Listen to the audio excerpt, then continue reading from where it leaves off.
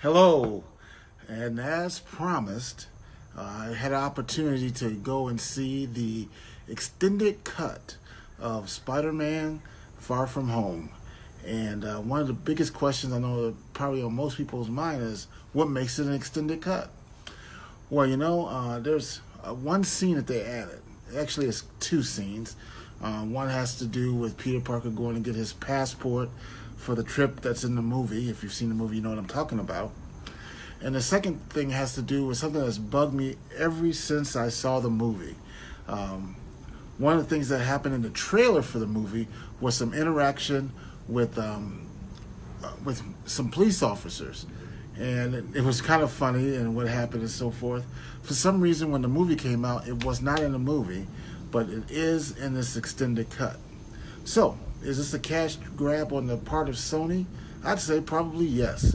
Why? Because if you're in watching the news at all about movies and so forth, you know that Sony and Marvel are at odds with each other concerning the rights to Spider-Man. Years ago, Marvel, before they knew that they had what they had in their hands with the whole Marvel Cinematic Universe, sold the rights of Spider-Man to Sony. And what's happened for the last couple of movies, this one included, is that Sony and Marvel have had an agreement on the use of Spider-Man both in the Sony movies as well as, of course, in the Marvel Cinematic Universe, which is why you saw Spider-Man in movies like Captain America Civil War, Avengers Infinity War, and, of course, Avengers Endgame. Well, they've reached some type of impasse in terms of working together in the future. So as a result, you may not see Spider-Man in the Marvel Cinematic Universe anymore. So it's sad, really. It's frustrating as a fan.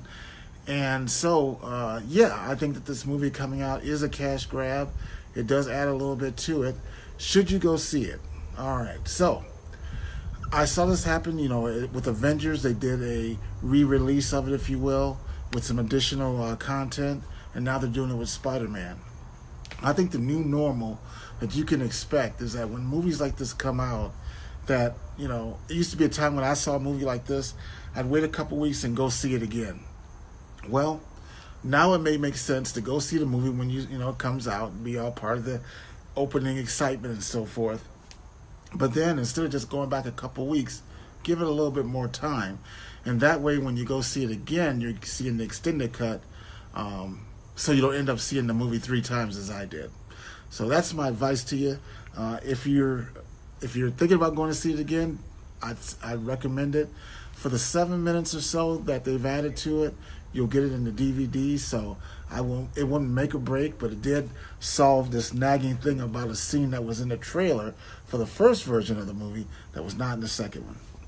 Well, that was not in the movie, but it is in this second one. So all that being said, in terms of a success tip that came from the movie, if you saw the movie and you saw a previous review that I did for it, the success tip is still the same. Know who you are, know your identity, and know the difference that you can make. You might think that in going towards your goals and dreams, who are you to have those dreams? Who are you to, you might compare yourself to other people and say, well, this person has this going on more than I do, and that person, and so forth and so on. Well, guess what? You have that ability too. And the fact that you have that dream is an indicator that you were meant to go after it and have it.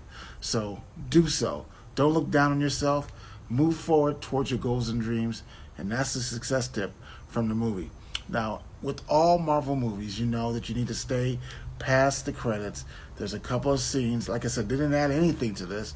But if you haven't seen the movie yet, there is a need to stay until the house lights go on, because there's a mid-credit scene as well as a scene at the very end of the movie.